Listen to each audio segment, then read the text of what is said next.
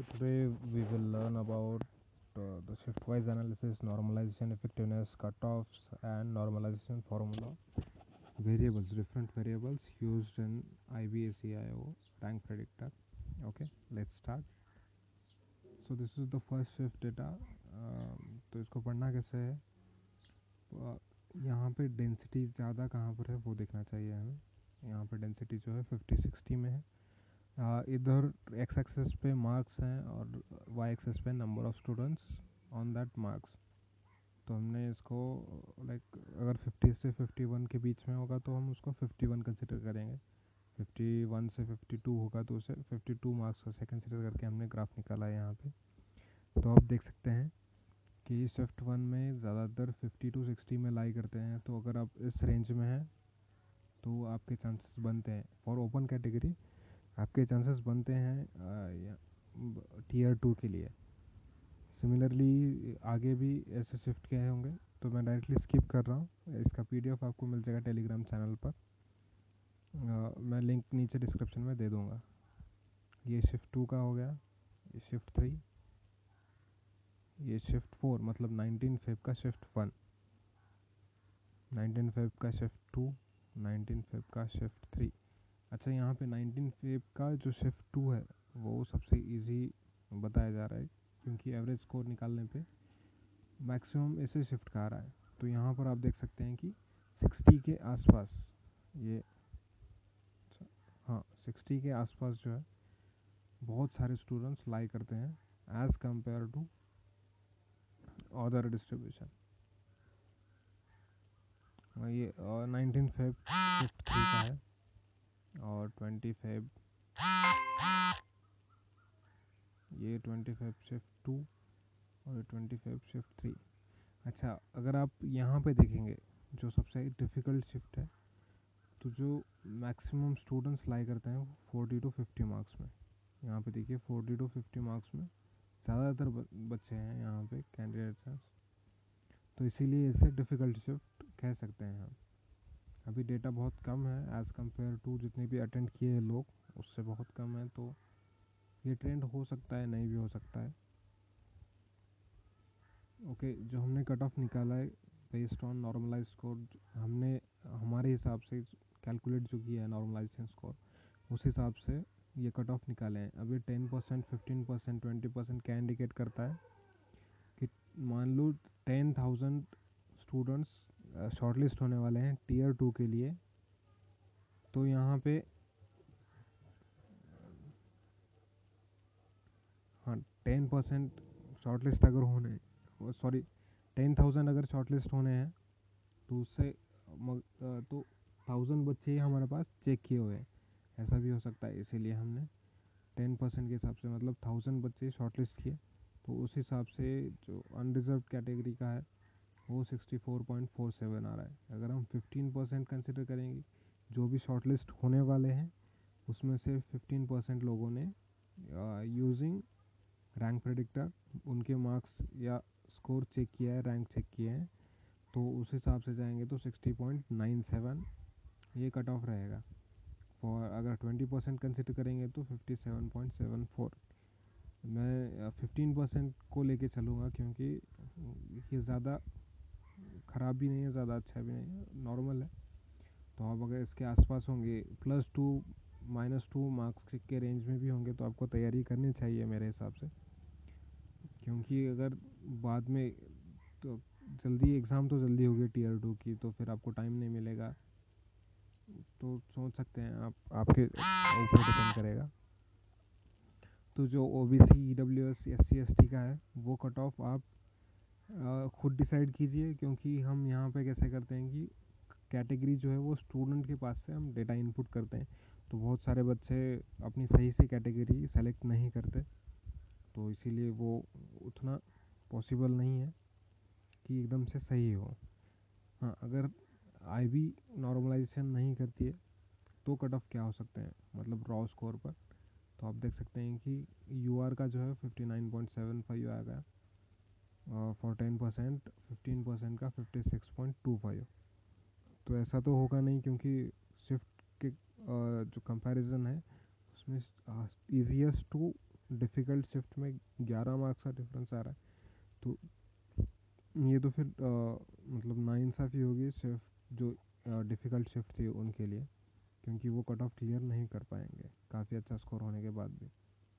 अच्छा, तो हमने जो एसएससी जेई का कट ऑफ पहले निकाला था वो कितना इफ़ेक्टिव रहा, ये हम आपको बताएंगे। यहाँ पे देखिए अब मैकेनिकल एंड इलेक्ट्रिकल का। अच्छा, ये जो ओरिजिनल कट ऑफ ये 157 153 ऐसा है कैटेगरी का, या ओपन का कैटेगरी का, ओबीसी का। तो आपको ये, और काफ़ी बच्चे क्या करते हैं कि ये कॉलम ओरिजिनल कट ऑफ और cut off predicted by rank IQ ये कंपेयर करते हैं, जबकि कंपेयर करना चाहिए मिनिमम क्वालिफाइड नॉर्मलाइज स्कोर और cut off predicted by rank IQ. तो रैंक आईक्यू ने 148 कट ऑफ निकाला था, लेकिन हमने जो हमारे लिस्ट में देखा तो 143 स्कोर वाला बंदा भी क्लियर कर चुका है। सिमिलरली ओबीसी का 146 वाला क्लियर कर चुका है, जबकि हमने 139 कट ऑफ दिया था। तो आप यहाँ पे देख सकते हैं कि यूआर का कम दिखा रहा है और ओबीसी का ज़्यादा। तो यहाँ पे ऐसे हो सकता है कि किसी बच्चे ने ओबीसी की जगह ओपन सेलेक्ट कर लिया हो, तो फिर वो इसीलिए हमारे लिस्ट में नहीं आया। हमने हमारे डेटाबेस के हिसाब से कैटेगरी निकाली है, ओरिजिनल नहीं लिया हमने। और ईडब्ल्यूएस का 145 आया है, जबकि हमने निकाला था 136।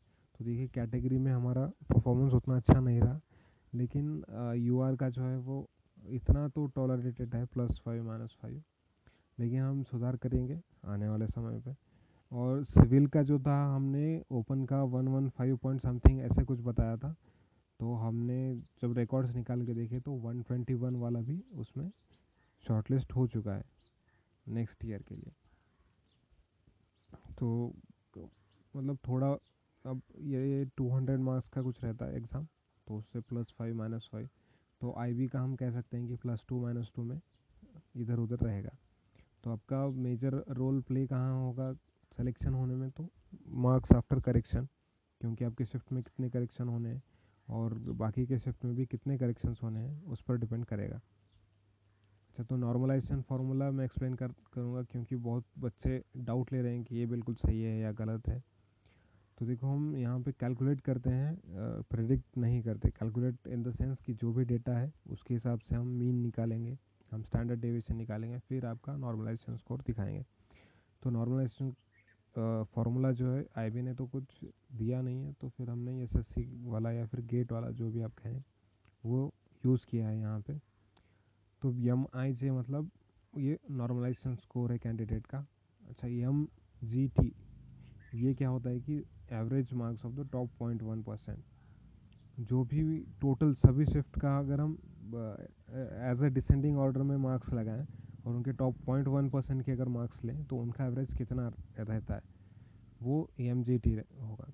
फिर एम जी क्यू मतलब marks plus average marks plus standard deviation considering all the shifts. अब इसमें क्या होगा कि मतलब अगर आप या फिर मैकेनिकल या इलेक्ट्रिकल ब्रांच से होंगे तो आपको इसका बहुत सारा आइडिया लग जाएगा।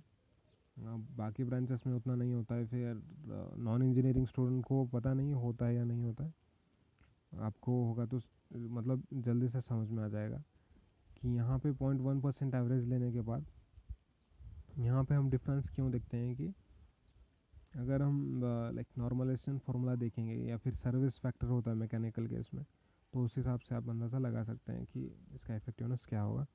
मैं आपको एक ग्राफ भी कंपेयर करके दिखाऊंगा, तो उसमें से पता चल जाएगा।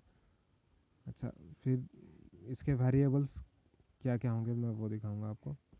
ये वेरिएबल्स हैं जो अभी इस डेटा के हिसाब से 5628 स्टूडेंट के ऊपर ये वेरिएबल्स हैं। तो यहाँ पे देखा हमने एम जी क्यू दिया है, हमने एम जी क्यू ये वाला टर्म, फिर एम जी टी भी दिया है, एम जी टी मतलब ये वाला टर्म हो गया, और एम जी एम क्यू मतलब ये वाला टर्म हो गया।